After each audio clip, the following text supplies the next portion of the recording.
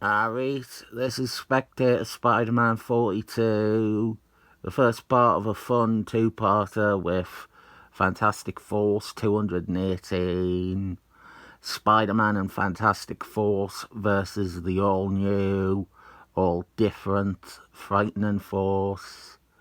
Both parts are written by Bill Bungalow, and this Spider-Man issue has artwork by your boy Zeck. Part 2, which is in Fantastic Force, as Jason Byrne artwork, some of his earliest Fantastic Force work.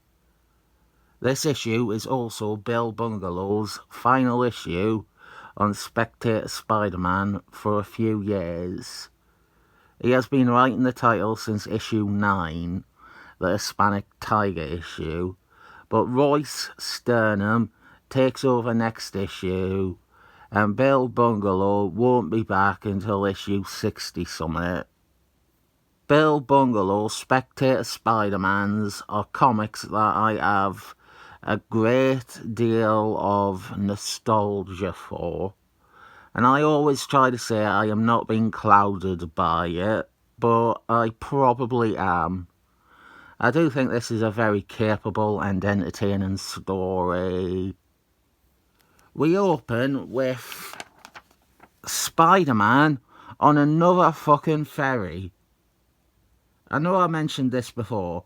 From my perspective, it seems every other Spider-Man story, more often than not, involves a fucking cruise ship of some kind. I am officially, now, keeping track of this.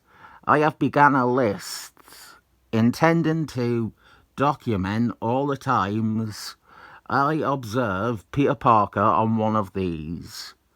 Feel free to comment with more. I could only remember a few. I couldn't even remember the last issue where I brought this up. On the ferry is our supporting cast for this period. Peter Parker's colleagues at Spider-Man State University. One of them is an alien. Extraterrestrial kind. Not undocumented. Though Philip Chang might raise a few eyebrows in that department. Hispanic Tiger ain't around no more. He was from Peter Parker's college days, not his post-grad days. Elsewhere, we have our villains for this two-parter, the Frightening Force. Did you see how I artfully turned the pages there to avoid the double spread of adverts? I should do that more often. The Frightening Force are laying some bait to ensnare Spider-Man. The Frightening Force are a group of Fantastic Force villains led by Wingless Man, and typically are made up of AIM, Trapper, Sandman, and a fourth member. One of the things with the Frightening Force is that the fourth member rotates. Originally, the fourth member was Seducer from the Unhumans. She was suffering from amnesia at the time. Later replacements include Deja Thoris, and on here we have seen the fourth member slot filled by Ursula in one story. That one actually isn't too long after this one even. Our fourth member this time around is Elektra, the Spider-Man villain, electrical bad guy. He fits in quite well. Him and Sandman share the Spider-Man connection, and they were both on the Insidious 6. Their plan here makes specific use of their new recruit.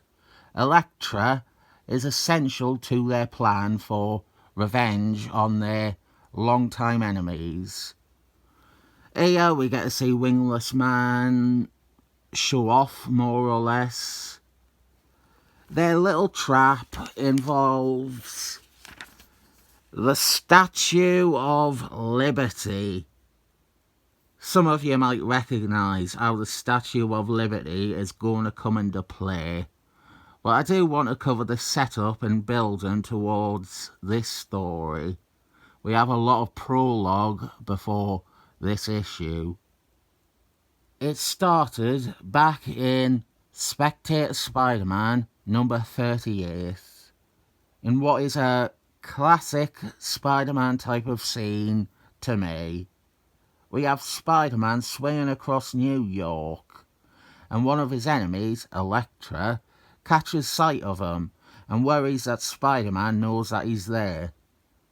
The next issue, issue 39, continues Elektra's little subplot with him meeting up with some other villains to finally defeat Spider-Man once and for all. You can obviously tell who they are, but we get a little demonstration scene with Elektra, and it becomes even more obvious who it is. And we outright see Sandman in the last panel. The full reveal doesn't come until the end of issue 40. I like slowly building to the plot, but this does seem drawn out a little bit longer than it should be. Lo and behold, Elektra has joined the frightening force, and A, Wingless Man, Sandman, and Trapper are going to enact a plan to gain revenge on both Spider-Man and the Fantastic Force. Might look at those one day. Spider-Lizard, classic issues. After that though, before we get to issue 42, there's a whole other issue, a fill-in issue, one I believe to have been written for Spider-Man Team Up. I will explain the Frightening Force, the team's history, a bit more in part 2.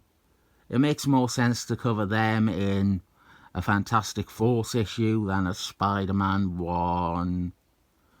Peter Parker on this ferry, he makes some time with Deborah Ann Wall, one of his worst threat love interests.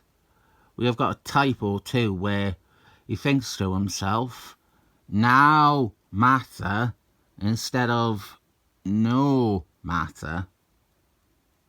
While he treats this woman like a leper, he spies a message written in fire in the sky, allegedly from Human Fire, but we already have reason to doubt this. This is playing off the well-known Spider-Man, Human Fire meeting place, the little thing from the Silver Age, the bit that brings everyone to the idea of reading all the Marvel Universe. It is in Amazing Spider-Man issue, I want to say 18. We have Human Fire trying to contact Spider-Man the same way, and it refers to a past team-up, and it is footnoted as being in reference to Strange Adventures Annual 2, which was often not included in Spider-Man collections. So you would get to issue 18 and you would feel like you have missed an important Spider-Man story. It really is that footnote that should be credited with so much of the interconnectivity of the Marvel Universe.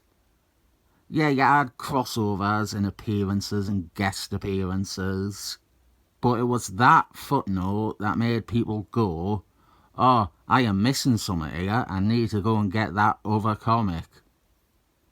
Spider-Man leaves to meet Human Fire, and here is where I think the common use of ferries comes in.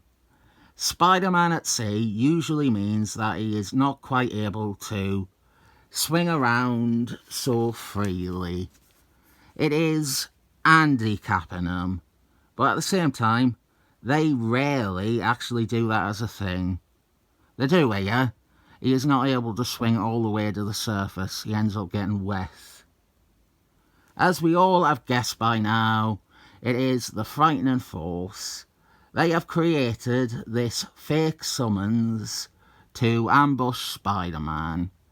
Elektra, wearing a flame-proof costume, is going to impersonate Human Fire, using his electric powers to try to imitate Human Fire's powers. Elektra would have sucker punched Spider-Man if not for his spider sense. Spider-Man clocks the use of electricity, so works out who it is, but he is not prepared for the other three members of the team. He didn't expect the Frightening Force. I have always thought that Trapper, Pastepot Pete as some people call him, he is a pretty viable opponent for Spider-Man. Most readers, the ones who still call him Pastepot Pete, act as if he is this stupid villain who is below every conceivable superhero, but he works as a Spider-Man foil.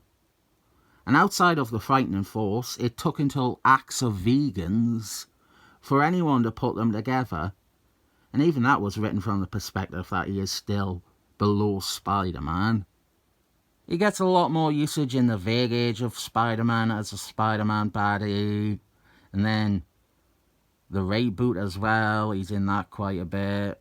Howie Mandel seems to have a thing for Trapper. He can work as a Captain America opponent too.